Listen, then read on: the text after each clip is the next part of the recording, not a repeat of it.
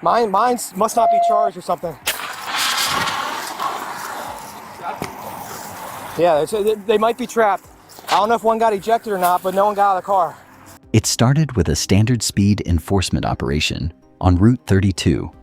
A driver was clocked going well over the limit, but when the officer signaled for him to pull over, he made a choice that would change his life in seconds. Traffic 15, copy of vehicle failing to stop. 32 East at Broken Land.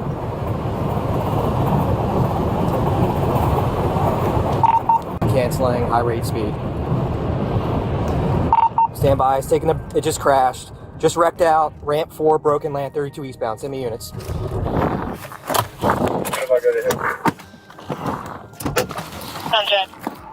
It's in the ditch. Go ahead and start EMS. Excuse me, I'm waiting for back. Okay.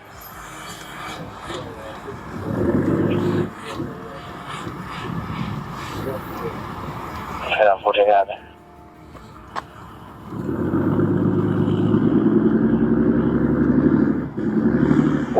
60, can you send me in traffic 12 with all the traffic 15? Traffic 15. Once again, I'm still waiting. It's in the ditch. I don't see any movement. I'm waiting for a back. It's not safe to go towards the vehicle, but go ahead and start EMS. Have them stage, please.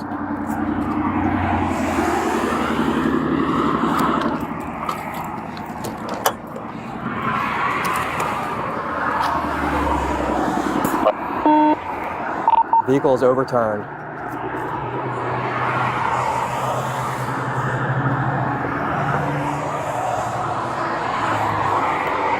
Violation was speeding. It was a laser.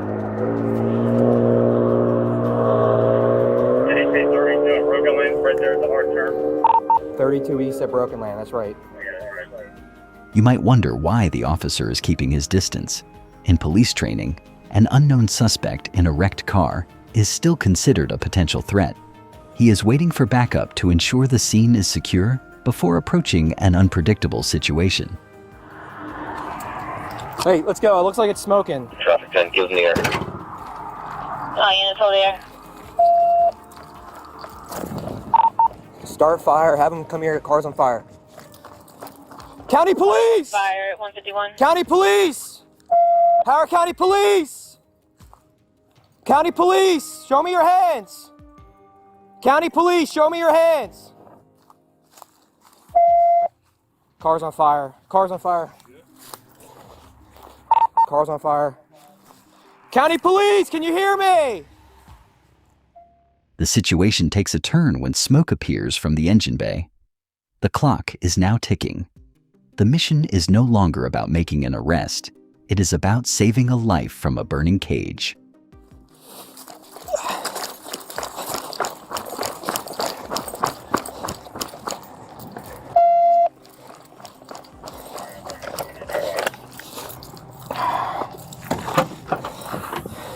Fire extinguisher.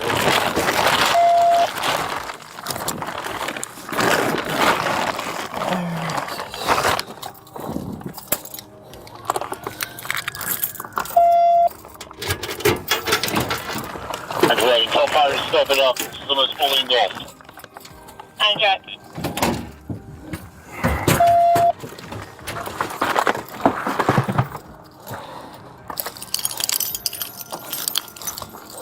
Traffic 15 confirming we have one trapped in it. At least one. You see anything?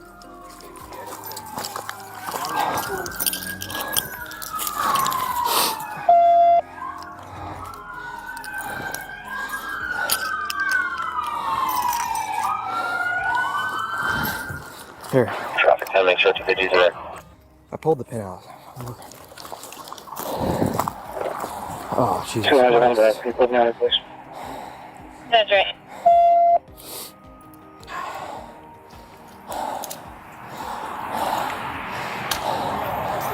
Yeah, step it up. Mine must not be charged or something.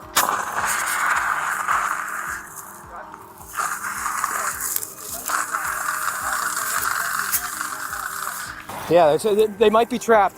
I don't know if one got ejected or not, but no one got out of the car.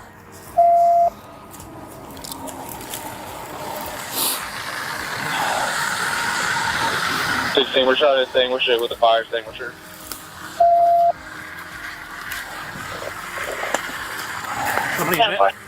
There might be, or you got ejected. No one got out of the car. Small fire extinguishers found in patrol cars are designed for small fires, not fully engulfed engines.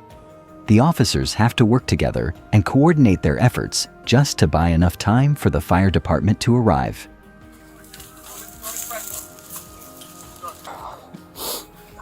Get right here, I'm gonna do it. Yeah. Hey, back up. You good? Come here. Come on.